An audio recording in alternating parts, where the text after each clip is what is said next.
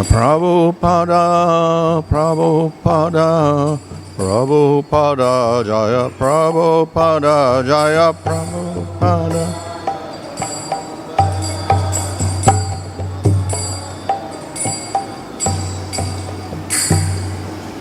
Jaya Vishwad Bharabhanks Babarajagacharya Sadasishvat A.C. Bhaktivedanta Samsara Prabhupada Ki Jai Go Premanandi. Om Namo Bhagavate Jai. Vasudevaya. Om Namo Bhagavate Vasudevaya. Om Namo Bhagavate Vasudevaya. Nama Om Vishnu Padaya Krishna Prasthaya Bhutale Srimate Bhaktivedanta Swami Niti Namane Namaste Saraswata Devi Gauravani Pracharane Nirvishesha Shunyavadi Paschatya Desha Tarane Sri Krishna Chaitanya Prabhu Nityananda Sri Advaita Gadadhar Shivasti Gaur Bhaktivinoda Hare Krishna Krishna Krishna Hare Hare Hare Rama Rama Rama Hare Hare. Reading from Srimad Bhagavatam chapter 9 verse 13 and 14. Na cāntar na bahir yasya na pūrvam nāpi cāparam pūrva-aparam bahiś cāntar jagato yo jagac matvātmajam avyaktam martya-liṅgam adhokṣajam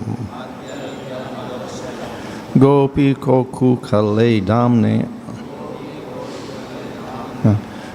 babandha prākṛtaṁ yathā.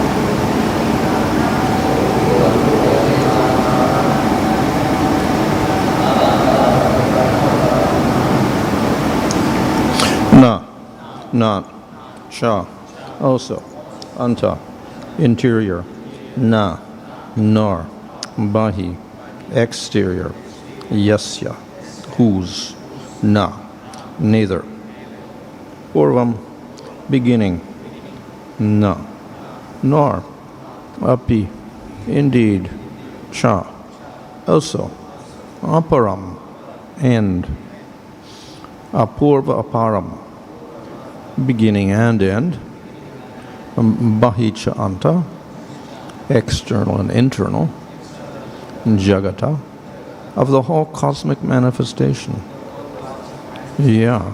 One who is, jagat, who is everything in creation in total,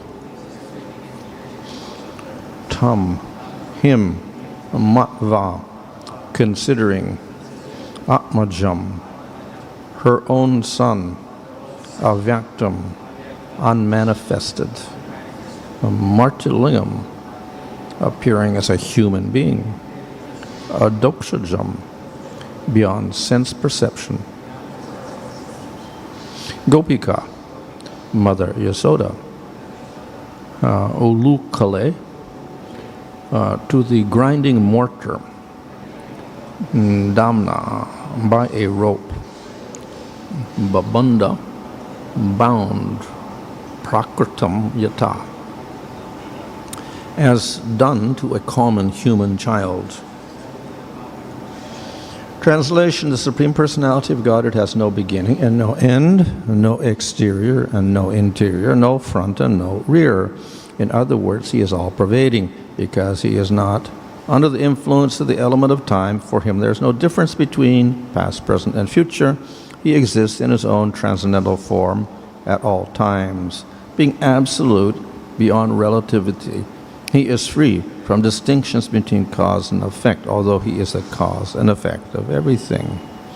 That unmanifest person who is beyond the perception of the senses has now appeared as a human child, and Mother Yasoda, considering him her own ordinary child, bound him to the wooden mortar with a rope.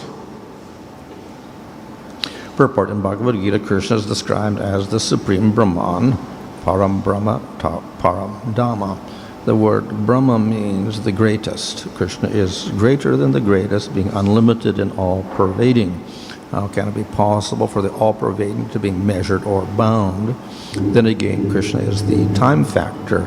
Therefore, he is all-pervading not only in space but also in time. He has measurements of time, but we have measurements of time, but although we are limited by past, present, and future, for Krishna, these do not exist. Every human person, every individual person can be measured, but Krishna has already shown that although he is also an individual, the entire cosmic manifestation is within his mouth. All these points considered, Krishna cannot be measured. How then did Mother Yasoda want to measure him and bind him? We must conclude that this took place simply on the platform of pure transcendental love. This is the only cause. Advaitam achyutam anādam anantarūpam ādyam purāna puruṣam navayovanam ca vedeshu durlabam adurlabam ātmabhakto govindam adipuruṣam tam aham bhajami. Everything is one because Krishna is the supreme cause of everything. Krishna cannot be measured or calculated by Vedic knowledge. He is available only to devotees. Devotees can handle him because they act on the basis of loving service. Thus, Mother Yasoda wanted to bind him. So this verse is describing how Mother Yasoda was attempting to tie up Krishna. இந்த பதம் அன்னை யசோதை கிருஷ்ணரை கட்ட முயற்சிப்பதை பற்றி விளக்குகிறது. And if we say Krishna is Supreme Lord, Krishna is Param Brahma, the highest spiritual entity, that looks impossible. ஆனால் நாம் கிருஷ்ணர் தான் பரபிரம்மம், ஆன்மீகத்தில் மிக மிக உயர்ந்த நபர் என்று குறிப்பிடுகிறோம். எனவே இந்த செயல் அசாத்தியமானது போல் தெரிகிறது. So why is that? இதற்கான காரணம் என்ன? So by nature the supreme entity has no limitation. இயல்பாகவே பரம புருஷ பகவானுக்கு எல்லைகள் கிடையாது. So we cannot measure him and say he is so many feet high or so many feet wide. எனவே நம்மால் அவரை அளவிட முடியாது. அவர் இத்தனை அடி உயரம், இத்தனை அடி அகலம் என்று நாம் அளவிட முடியாது. Of course, we try to measure everything, including the universe. நாம் அனைத்தையும் அளவிட முயற்சிக்கிறோம், பிரபஞ்சத்தையும் அளவிட முயற்சிக்கிறோம். And then we'll say universe is so many trillions of kilometers across. அதனால் தான் பிரபஞ்சம் பல்லாயிர கோடிக்கணக்கான கிலோமீட்டர்கள் நீளமுடையது என்று குறிப்பிடுகிறோம். But Supreme Lord has no limitation, so he's bigger than that. பரமபுருஷ பகவானுக்கு எல்லைகள் கிடையாது, அவர் இதைவிட பெரியவர். Ultimately, if he has no size at all and no limit, a beginning or an end or whatever, or a height or a whatever, then he doesn't really have a form. இறுதியாக அவருக்கு அளவு இல்லை, எல்லைகள் இல்லை, தொடக்கம் முடிவு இல்லை என்றால் அவருக்கு வடிவம் இல்லை என்று பொருளாகிறது. For that reason, many people believe that we cannot measure the Supreme in any way, and therefore he must not have any form. இதனால் தான் பலர் நம்புகிறார்கள், பரமபுருஷ பகவானை அளவிட முடியாது எந்த வகையிலும், எனவே அவருக்கு வடிவம் இருக்க முடியாது என்று நம்புகிறார்கள். And of course, in terms of time, no beginning and no end. காலத்தின் அடிப்படையிலும் தொடக்கம் மற்றும் முடிவு இல்லை. He is not subject to time in any way. அவர் எந்த வகையிலும் காலத்திற்கு உட்பட்டு செயல்படுவதில்லை. So he's something eternal with no form. அவர் வடிவமே இல்லாத நித்தியமான ஒரு நபர் ஆவார். At the same time, we see that Scripture just describes that, okay, he's the biggest, but he's also the smallest. அதே சமயத்தில் சாஸ்திரத்தில் பகவான் தான் மிக பெரியவர், அதே சமயத்தில் அவர்தான் மிக சிறியவர் என்று விளக்குகிறது. And we speak of Krishna as Param Brahma with human form. நாம் கிருஷ்ணர் தான் பரபிரம்மம், மனித வடிவம் கொண்டிருக்கிறார் என்று கூறுகிறோம். So human forms means something we can measure our size.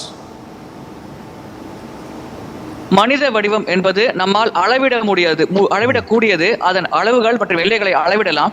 So simultaneously, Krishna is beyond measurement and beyond time, but still, he is also measurable in one sense.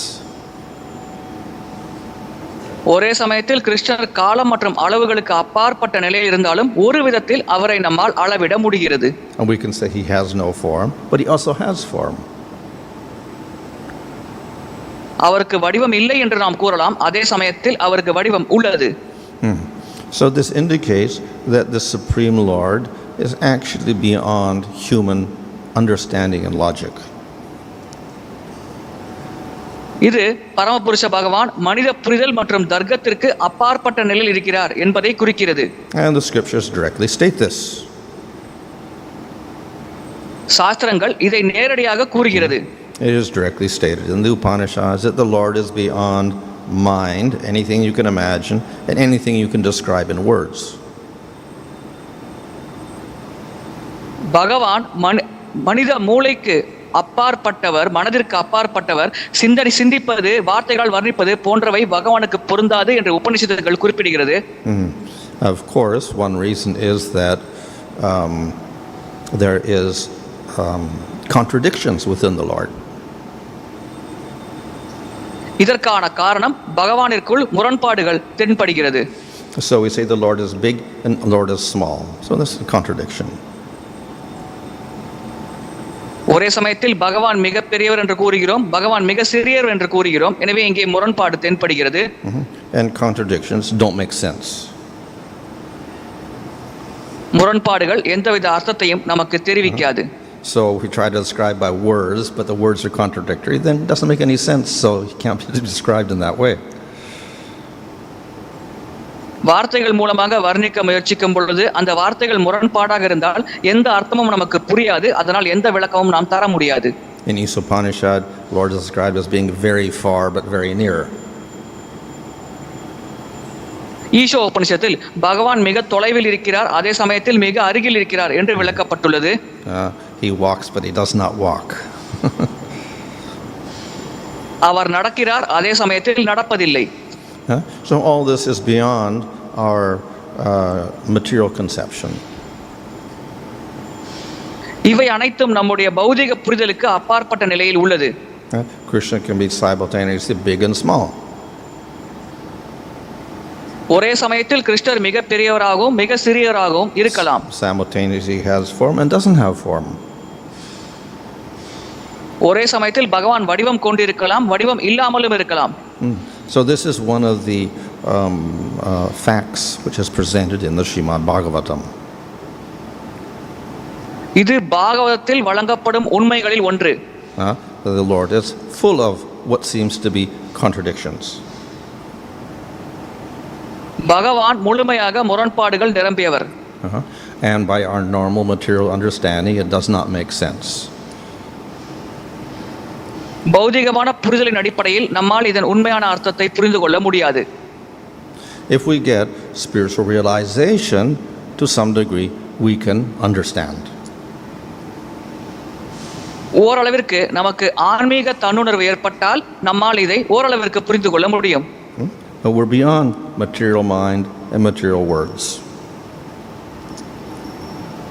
அவை அனைத்தும் பௌதிக மனம் மற்றும் பௌதிக வார்த்தைகளுக்கு அப்பாற்பட்ட நிலையில் இருக்கிறது.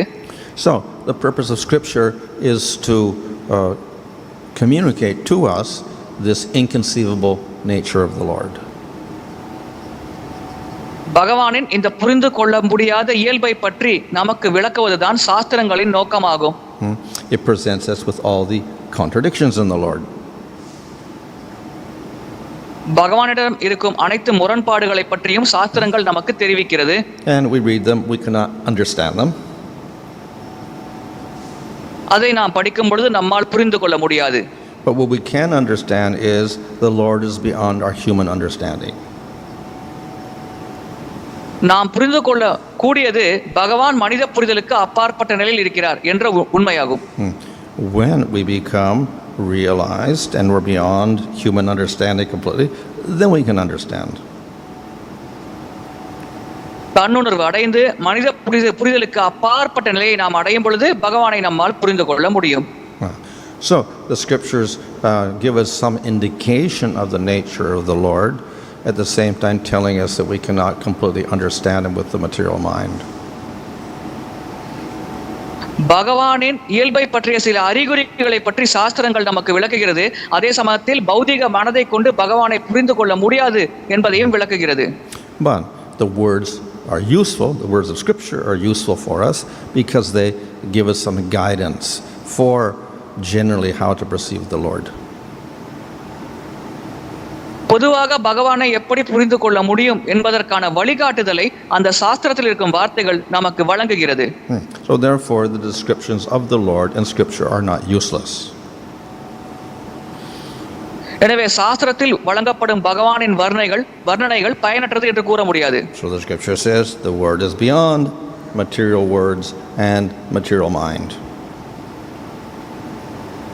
சாஸ்திரத்தில் குறிப்பிடப்பட்டுள்ளது பகவானை பற்றிய விளக்கம் பௌதிக மனம் மற்றும் பௌதிக வார்த்தைகளுக்கு அப்பாற்பட்ட நிலையில் இருக்கிறது. But Scripture is not material words. ஆனால் சாஸ்திரத்தில் இருக்கும் வார்த்தைகள் பௌதிகமான வார்த்தைகள் அல்ல. And therefore Scripture can describe the Supreme Lord. எனவே சாஸ்திரத்தால் பரமபுருஷ பகவானை பற்றி விளக்க முடியும். At the same time, we will only get the real meaning of that when we get realization. அதே சமயத்தில் நமக்கு தன்னுணர்வு ஏற்படும் பொழுதுதான் அந்த வார்த்தைகளின் உண்மையான அர்த்தத்தை நம்மால் புரிந்து கொள்ள முடியும். Of course, if we at least have faith and a little devotion, we get some understanding. நமக்கு நம்பிக்கை மற்றும் சிறிதளவு பக்தி இருந்தால் ஓரளவிற்கு நம்மால் புரிந்து கொள்ள முடியும். But we have no faith and no bhakti, then we really can't understand. ஆனால் பக்தி மற்றும் நம்பிக்கை நம்மிடையே இல்லாவிட்டால் உண்மையாக நம்மால் புரிந்து கொள்ள முடியாது. And thus it is said, Bhagavatam is available to the devotees, but not available to the non-devotees.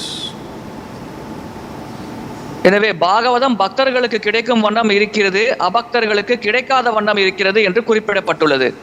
So the materialist reads, it doesn't make sense.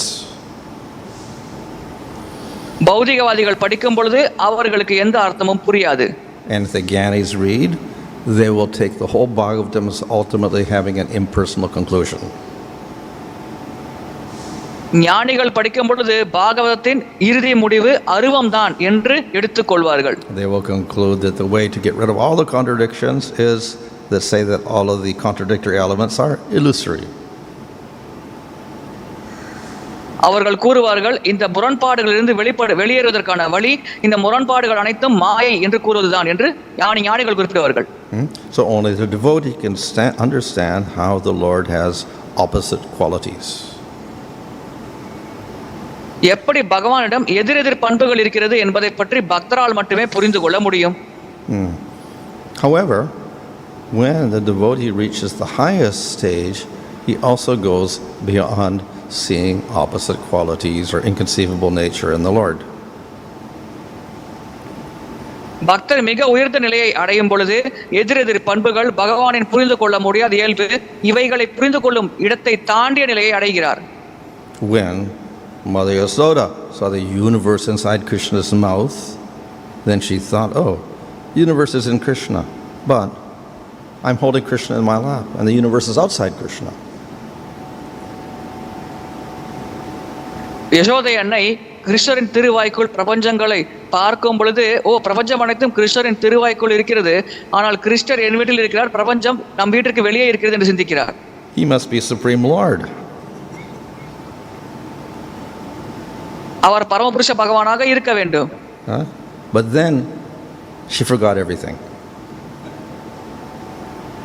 அதன் பிறகு அவர் அனைத்தையும் மறந்து விட்டார். This is impossible. இது அசாத்தியமானது. Krishna is only my son. கிருஷ்ணர் என்னுடைய மகன் மட்டும்தான். So they go beyond this realization of Krishna's inconceivable nature and powers, and they just think of Krishna as their son. கிருஷ்ணரின் புரிந்து கொள்ள முடியாத இயல்பு மற்றும் சக்திகள் இந்த நிலையை தாண்டிய நிலையை அவர்கள் அடைகிறார்கள். கிருஷ்ணர் தன்னுடைய மகன்தான் என்ற அளவில் யசோதை அன்னை புரிந்து கொள்கிறார். So what this indicates, yes, Krishna has contradictory qualities, etc., but the sweetest realization of the Lord is to realize Krishna with his form, qualities, and activities. கிருஷ்ணர் முரண்பாடான பண்புகள் நிரம்பியவர். ஆனால் பகவானை பற்றிய மிக மிக இனிமையான உணர்தல் எப்படி நமக்கு கிடைக்கும் என்றால், பகவானின் வடிவம், பண்புகள், நாமம் போன்றவற்றை புரிந்து கொள்ளும் பொழுது நமக்கு கிடைக்கும். So in other words, there is emphasis more on the sweetness aspect of the Lord than his powerful aspect. வேறு வார்த்தைகளில் கூற வேண்டுமென்றால், பகவானின் சக்தி அம்சத்தை காட்டிலும் அவருடைய இனிமை அம்சம் அதிகமாக வலியுறுத்தப்படுகிறது. Of course, one can choose, if one prefers the powerful aspect, one can realize the Lord in that way also. ஒருவர் சக்தி அம்சத்தை தேர்ந்தெடுத்தால் அந்த வழியிலும் அவரால் பகவானை உணர முடியும். However, for those who choose the sweetness aspect, that is available in Krishna, and through that, those devotees get the highest bliss. இனிமை அம்சத்தை தேர்ந்தெடுக்கும் பக்தர்களுக்கு அது கிருஷ்ணரிடம் கிடைக்கும். அதன் மூலமாக அவர்களுக்கு மிக உயர்ந்த ஆனந்தம் கிடைக்கும். So in this verse, we see that by nature, yes, Krishna, even though he looks like a small boy, he has these inconceivable qualities. இந்த பதத்திலிருந்து நாம் புரிந்து கொள்ளலாம், கிருஷ்ணர் பார்ப்பதற்கு சிறுவன் போல தெரிந்தாலும் அவரிடம் புரிந்து கொள்ள முடியாத பண்புகள் உள்ளது. Yeah, he cannot be limited by any aspect of space or time. காலம் மற்றும் இடம் போன்ற எந்த விஷயத்தாலும் கிருஷ்ணரை ஒரு எல்லைக்கு உட்பட்டு செயல்பட வைக்க முடியாது. But Mother Yasoda doesn't care about that. ஆனால் அன்னை யசோதை இதை பற்றி எல்லாம் பொருட்படுத்துவதே இல்லை. Krishna is my son, he's very naughty, therefore I have to tie him up. That's her attitude.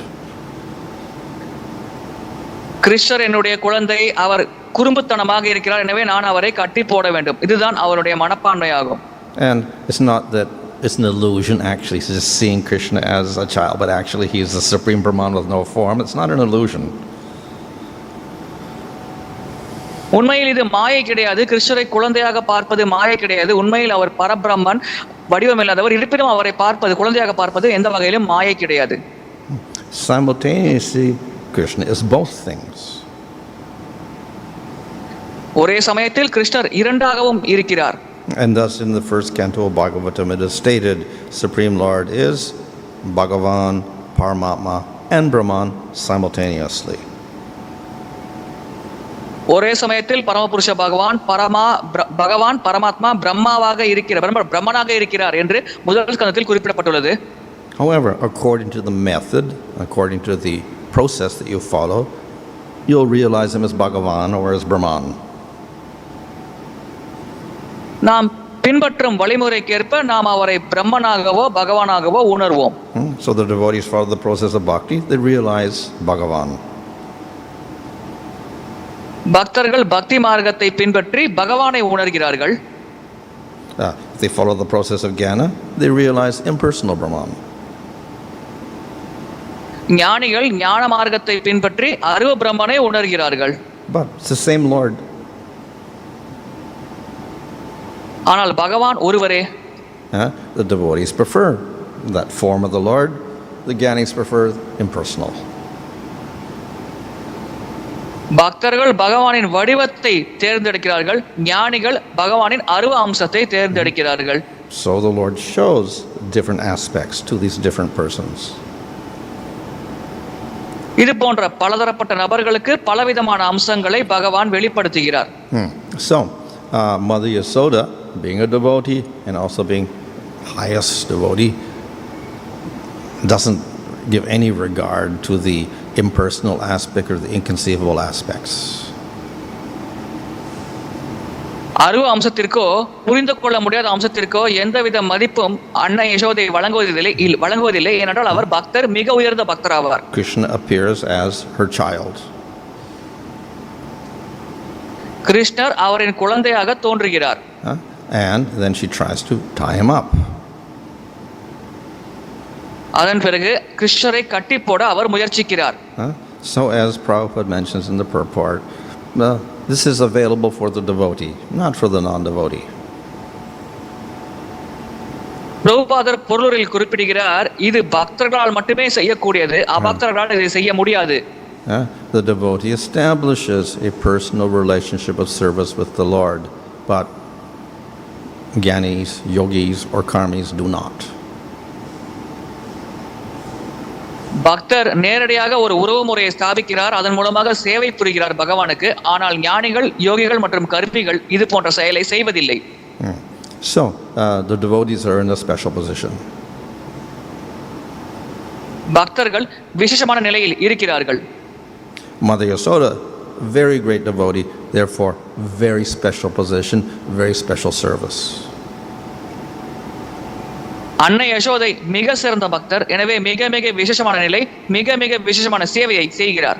So no one else gets to tie up Krishna, but Mother Yasoda does. யாரும் கிருஷ்ணரை கட்ட முயற்சிக்க மாட்டார்கள், ஆனால் அன்னை யசோதை கட்ட முயற்சிப்பார். Even Nanda doesn't do that. நந்த மகாராஜர் கூட இதை செய்வதில்லை. Mother Yasoda is doing it. ஆனால் அன்னை யசோதை செய்கிறார். So she's in a very very special position. எனவே அவர் மிக மிக விசேஷமான நிலையில் இருக்கிறார். And she succeeds in doing it. அதை செய்வதிலும் அவர் வெற்றி அடைகிறார். Why? Because of her devotion. ஏன்? அதற்கான காரணம் அவரின் பக்தி. Ultimately, Krishna is bound not by ropes but by devotion. இறுதியாக கிருஷ்ணர் கயிற்றால் கட்டப்படவில்லை, பக்தியால் கட்டப்படுகிறார். Hare Krishna.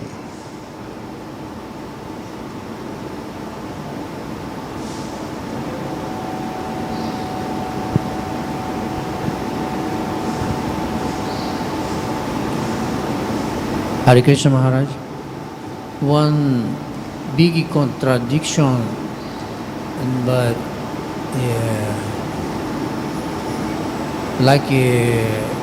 how can a Nitya Siddha can become have many different forms in this material world, like Tulas, the millions of forms in this planet. Maybe he has in another universe, another one, or Shiva. He manifests himself in like a Hanuman or a devotee or a guru in different worlds. How this Nitya Siddha can be like this? How? How a Nitya Siddha can have many forms, like one body, Tulasi body, have many bodies, you know. She's divided. She's unique in the spiritual world, like a Tulasi Vrinda, like Vrinda Devi. But she divided herself in millions and millions of souls to be a plant. Can you explain a little bit? நித்திய சித்த பக்த நித்திய சித்த பக்தர்களுக்கு எப்படி பலதரப்பட்ட சரீரங்கள் இருக்க முடியும்? துளசி தேவி விருந்தா தேவியாக நித்தியமாக ஆன்மீக உலகத்தில் இருக்கிறார், அதே சமயத்தில் பௌதிக உலகத்தில் துளசியாக பல வடிவங்கள் கொண்டிருக்கிறார். எனவே இதை பற்றி சற்று விளக்கம் தர முடியுமா? We're talking about jivas. Yeah. Well, of course, not only Tulsi. We'll find that Krishna appears in every universe. He's in different universes at the same time. He's also in the spiritual world. So Krishna can manifest himself in many forms. துளசி மட்டுமல்ல, கிருஷ்ணரும் பல பிரபஞ்சங்களில் ஒரே சமயத்தில் தோன்றுகிறார், பல வடிவங்களை கொண்டிருக்கிறார், ஆன்மீக உலகத்திலும் இருக்கிறார். எனவே கிருஷ்ணரும் பலதரப்பட்ட வடிவங்களை ஒரே சமயத்தில் எடுக்க முடியும். But Krishna is never alone. He's always with his devotees. ஆனால் கிருஷ்ணர் எப்பொழுதும் தனித்து இருப்பதில்லை, எப்பொழுதும் அவர் பக்தர்களோடு இருக்கிறார். So Krishna is with the gopis and with Yasoda and Nanda in the spiritual world. Simultaneously, he's in the material world with Nanda and Yasoda and the same gopis. And he's in another universe also with the same Yasoda, Nanda and the gopis. ஒரே சமயத்தில் ஆன்மீக உலகத்தில் கிருஷ்ணர் நந்த மகாராஜர் யசோதை எண்ணெய் மற்றும் கோபியர்களோடு இருக்கிறார், அதே சமயத்தில் பௌதிக உலகத்திலும் அவர் நந்த மகாராஜர் யசோதை எண்ணெய் கோபியர்களோடு இருக்கிறார். இன்னொரு பிரபஞ்சத்திலும் அவர் நந்த மகாராஜர் யசோதை எண்ணெய் மற்றும் கோபியர்கள் சங்கத்தில் ஒரே சமயத்தில் இருக்கிறார். So not only Krishna can manifest many forms, but the devotee also, by Krishna's arrangement, also has many forms. கிருஷ்ணர் மட்டும் பலதரப்பட்ட வடிவங்களை வெளிப்படுத்த முடியும் என்றல்ல, பக்தரும் பலதரப்பட்ட வடிவங்களை வெளிப்படுத்த முடியும். ஆனால் கிருஷ்ணரின் கருணையை பெற்று அது லீலை காரணமாக பக்தர் பலதரப்பட்ட வடிவங்களை வெளிப்படுத்துகிறார். The jivas cannot do this on their own. They're not like the Supreme Lord, but Supreme Lord makes this arrangement. ஜீவாத்மாக்கள் தங்கள் சொந்த முயற்சியால் இந்த நிகழ்வை நடத்த முடியாது. அவர்கள் பரமபுருஷ பகவான் அல்ல, ஆனால் இதற்கான ஏற்பாடுகளை பரமபுருஷ பகவானே அந்த ஜீவாத்மாவிற்கு செய்து தருகிறார். So in this way, not only Krishna has multiple forms, even the devotees by his will also manifest many forms. இந்த வகையில் கிருஷ்ணருக்கு மட்டும் பல வடிவங்கள் இருப்பதில்லை, பகவானின் கருணை மற்றும் ஆசைகளை பெற்று அவருடைய பக்தர்களுக்கும் பலதரப்பட்ட வடிவங்களை ஏற்படுத்தப்படுகிறது. Hare Krishna Maharaj. Maharaj, we have heard that sadhakas who are aspiring for a particular rasa, so they should hear about the Vrajvasis in that particular rasa. And the example often given is of Mother Yashoda. So those who want to cultivate Vatsalya rasa should hear more about Yashoda. So now in ISKCON, we understand that Madhurya rasa is the topmost, but we do not hear anything or any pastime related to Madhurya rasa. So how the sadhaka will cultivate that mood, Maharaj? பொதுவாக ஒரு ரசத்தின் மனப்பான்மை வளர்த்துக் கொள்ள வேண்டும் என்றால் அந்த ரசத்தில் இருக்கும் உயர்ந்த பக்தரின் பற்றி லீலை, பக்தர் செய்த பகவானோட செய்த லீலைகளை பற்றி கேட்க வேண்டும். உதாரணத்திற்கு வாத்சல்ய பாவத்தை பற்றி நாம் புரிந்து கொள்வதற்கு அன்னை யசோதன் லீலைகளை பற்றி புரிந்து கொள்ள வேண்டும், அதை பற்றி அதிகமாக கேட்க வேண்டும். இஸ்கானில் நாம் மாதுரிய பாவத்தை பின்பற்றுகிறோம். அவ்வாறு இருக்கையில் நாம் மாதுரிய பாவத்தை பற்றி அதிகமாக வகுப்புகள் மற்றும் விளக்கங்கள் தருவதிலேயே அந்த வகையில் பக்தர் எப்படி மாதுரிய பாவத்தை பற்றி புரிந்து கொள்ள முடியும்? So after explaining the Vatsalya pastimes in the first chapters of the 10th canto, then Sukadeva Goswami describes Sakyarasa in the Poganda period. வாத்சல்ய ரசத்தை பற்றி முதல் பகுதியில் 10வது ஸ்கந்தத்தில் விளக்கம் தந்த பிறகு சக்கியரசத்தை பற்றிய விளக்கத்தை தருகிறார் பௌகண்டக பருவத்தில். When Krishna enters Kaishar period, then Sukadeva Goswami describes the pastimes of Krishna with the gopis and Madhurya rasa. கைஷோர பருவத்தை கிருஷ்ணர் அடைந்தவுடன் சுகதேவ கோஸ்வாமி மாதுரிய ரசத்தில் கிருஷ்ணர் கோபியர்களோடு புரிந்த லீலைகளை பற்றி விளக்கம் தருகிறார். And this culminates in the 5 chapters on the Ras Leela. இது அனைத்தும் ராசலீலையை பற்றி விளக்கம் தரும் அந்த 5 அத்தியாயங்களில் முடிகிறது. So then devotees who are aspiring for Madhurya rasa, then they concentrate on those particular descriptions. மாதுரசத்தின் மேல் ஆர்வம் கொண்டிருக்கும் அந்த பக்தர்கள் அந்த குறிப்பிட்ட பகுதிகளை படித்து புரிந்து கொள்ளலாம். Maharaj, but in those 5 chapters, like we know that Madhurya Rasa topmost is Srimati Radharani, and then there is no direct mention also, and in the classes whatever we hear, so generally this topic is not discussed. Srimati Radharani, any topic or pastime related to Radharani. மாதுரசத்தில் ராதாராணியே மிக உயர்ந்த நிலையில் இருக்கிறார். அது அந்த 5 அத்தியாயங்கள் மட்டுமே விளக்கப்படுகிறது. ஆனால் பொதுவாக வகுப்புகளில் அதை பற்றி நாம் பெரிதாக விளக்கம் தருவதில்லையே. அவ்வாறு இருக்கையில் பக்தர்கள் எப்படி அதை புரிந்து கொள்ள முடியும்?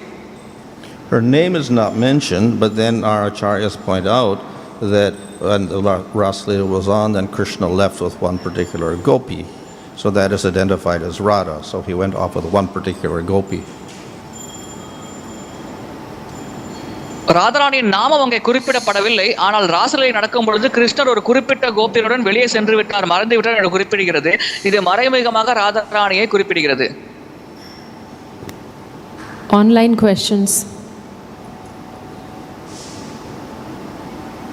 Hare Krishna Maharaj, Dandavat Pranam. Your servant Guru Kripa Mahadas. We have around 120 devotees who have joined through various online platforms. Hare Krishna Mataji, am I clearly audible? Yes, yes, Prabhu. Yes, Prabhu. Thank you, Mataji. We have one question. Yeah, we have one question from His Grace Nandalala Prabhu. In Bhagavad Gita 15.16, Rupesha Prabhu, I will read it in Tamil. You may translate in English.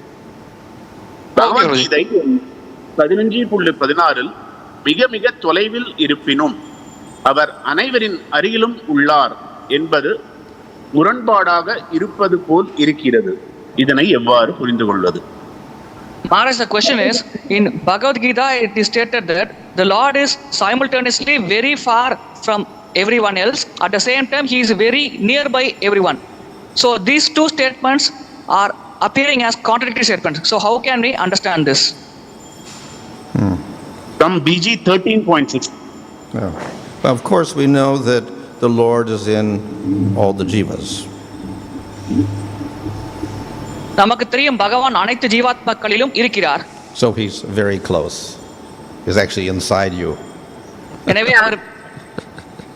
எனவே அவர் மிக மிக அருகில் இருக்கிறார். உண்மையில் நமக்கு உள்ளே இருக்கிறார். Then of course he is there as Garbhodakshaya Vishnu, as Mahavishnu, and as forms in the spiritual world which are very far away. அதே சமயத்தில் அவர் கர்ப்போதகசாய விஷ்ணுவாக இருக்கிறார், மகாவிஷ்ணுவாக இருக்கிறார். ஆன்மீக உலகத்தில் பல வடிவங்கள் கொண்டிருக்கிறார். அவை அனைத்தும் நம்மை விட்டு மிக தொலைவில் இருக்கிறது. However, in either case, for a materialist, Krishna is far away. எப்படி இருப்பினும் பௌதிகவாதியை பொறுத்தவரையில் கிருஷ்ணர் அவரை விட மிக மிக தொலைவில் இருக்கிறார். Though he's within the jiva, the materialist never realizes that form. பொதுவாக ஜீவாத்மாக்கள் இருக்கும் பௌதிகவாதிகள் பகவானின் இந்த வடிவத்தை எப்பொழுதுமே உணர்வது கிடையாது. The Upanishads describe how பௌதிகவாதியை பொறுத்தவரையில் கிருஷ்ணர் அவரை விட there are two birds in a tree, so they're sitting in the same body, but the jiva is not looking at the other bird, doesn't even know he's there. உபனிஷத்துகள் குறிப்பிடுகிறது, 2 பறவைகள் ஒரே மரக்கிளையில் அமர்ந்திருக்கிறது. ஆனால் ஜீவாத்மாவிற்கு மேலே பார்க்காத காரணத்தினால் அதற்கு இன்னொரு பறவை இருப்பதே தெரியாது. But the devotee realizes Supreme Lord. ஆனால் பக்தர் பரமபுருஷ பகவானை உணர்கிறார். It doesn't matter whether he's inside or outside or near or far. There is no distance at all. பக்தருக்கு உள்ளே இருக்கிறாரா, வெளியே இருக்கிறாரா, அருகில் இருக்கிறாரா, தொலைவில் இருக்கிறாரா என்பதை பற்றி அதிகமாக பக்தர் பொருட்படுத்துவதில்லை. அந்த தூரத்தை பற்றி அவர் கருத்தில் கொள்வதில்லை. A devotee in prema directly associates with the Lord. He's right next to the Lord. பிரேமையில் இருக்கும் பக்தர் நேரடியாக பகவானோடு சங்கம் கொள்கிறார், பகவானுக்கு மிக அருகில் இருக்கிறார். So there's no distance at all. அங்கே தூரம் என்பதே இல்லை. Of course we say spiritual world very far away. ஆனால் நாம் கூறுகிறோம் ஆன்மீக உலகம் மிக தொலைவில் இருக்கிறது. But for the devotee who's in prema, no, it's not far away. That spiritual world is with that devotee. ஆனால் பிரேமையில் இருக்கும் பக்தருக்கு அது தொலைவில் இல்லை. அந்த ஆன்மீக உலகம் பக்தருக்கு உள்ளே இருக்கிறது. பிரேம பக்தருக்கு உள்ளே இருக்கிறது. So therefore, as I said, when it becomes realized, all these material concepts of near and far and big and small dissolve. There's no longer such conceptions. ஒருவருக்கு முழுமையான உணர்வு கிடைக்கும் பொழுது அவர் இந்த பௌதிகமான அடிப்படையில் இருக்கும் தொலைவு, அருகே போன்ற விஷயங்கள் எல்லாம் கரைந்து விடுகிறது. இது போன்ற விஷயங்கள் அந்த பக்தருக்கு மனதில் ஏற்படுவதே இல்லை. Thank you, Maharaj. Next question is from His Grace Simha Sudarshan Prabhu. Sakya Rasa or Madhurya Rasa is selected by the Jivas or Krsna gives them? சக்கிய ரசம் அல்லது மாதுரி ரசம் ஜீவாத்மாக்களால் தேர்ந்தெடுக்கப்படுகிறதா அல்லது கிருஷ்ணரே அந்த ரசங்களை ஜீவாத்மாக்களுக்கு வழங்குகிறாரா? The Lord responds to whatever the jiva desires. ஜீவாத்மாவின் ஆசைக்கேற்ப பகவான் பதிலளிக்கிறார். If you desire material world, the Lord gives you material world. ஜீவாத்மா பௌதிக உலகம் வேண்டும் என்று ஆசைப்பட்டால் பகவான் பௌதிக உலகத்தை ஜீவாத்மாவிற்கு வழங்குகிறார். If we desire to worship Vishnu or Rama, then the Lord gives that realization. Vishnu அல்லது பிரம்மாவை வழிபட வேண்டும் என்று நாம் ஆசைப்பட்டால் பகவான் அதற்கேற்ப உணர்தலை நமக்கு வழங்குகிறார். And if we desire Krishna and a particular relationship with Krishna, Krishna also responds to that. ஜீவாத்மா கிருஷ்ணரோடு ஒரு தனிப்பட்ட உறவு முறை வேண்டும் என்று ஆசைப்பட்டால் அதற்கேற்ப கிருஷ்ணர் பதிலளிக்கிறார். He never forces us to take anything. எதையும் ஏற்றாக வேண்டும் என்று பகவான் யாரையும் கட்டாயப்படுத்துவதில்லை. Thank you, Maharaj. One last question. Can you please help to understand about the tattva of Srimati Radharani? Srimathi ராதாராணியின் தத்துவத்தை பற்றி சற்று விளக்கம் தர முடியுமா? Well, as we know, Radharani is Hladini Shakti. Radharani கிளாதினி சக்தி என்பது நமக்கு தெரியும். So this is part of the Antaranga Shakti or internal energy. இது அந்தரங்க சக்தி அல்லது உட்புற சக்தியின் ஒரு பகுதியாகும். Jivas belong to Tatastha Shakti, different Shakti. ஜீவாத்மாக்கள் தடாச சக்தியை சேர்ந்தவை, அது வேறு சக்தியாகும். But in either case, both Shaktis are dependent on Supreme Lord. எப்படி இருப்பினும் இந்த இரண்டு சக்திகளுமே பரமபுருஷ பகவானை சார்ந்திருக்கிறது. Now, of course, the Antaranga Shakti, in particular Hladini Shakti, are very special. அந்தரங்க சக்தி மற்றும் ஹாதினி சக்தி மிக மிக விசேஷமானது. No possibility of being bound up by material energy. அந்த சக்திகள் எந்த காலத்திலும் பௌதிக சக்தியால் கட்டுப்படுத்தப்படக்கூடிய நிலையில் வைக்கவே முடியாது. So, that of course the Shakti, this internal energy, then it has three divisions, the Hladini, Samvit and Sandini. அந்தரங்க சக்திக்கு மூன்று பிரிவுகள் இருக்கிறது, கிளாதினி, சம்வித் மற்றும் Chandni. So we can say the presiding deity of Hladini, an embodiment of Hladini, is Radha. கிளாதினியின் உருவகம், கிளாதினி அந்த சக்தியில் முன்னதாக வழிபடக்கூடிய வடிவம் ராதாராணி என்று குறிப்பிடுகிறார். She is bliss and she gives an experience of bliss. ராதாராணியே ஆனந்தமாவார், ஆனந்தத்தின் அனுபவத்தை அவரே வழங்குகிறார். Because bliss is the very nature of the Supreme Lord, then the two are inseparable. ஆனந்தம் பரமபுருஷ பகவானின் இயல்பாக இருக்கும் காரணத்தினால் இந்த இரண்டையும் எப்பொழுதுமே நம்மால் பிரிக்க முடியாது.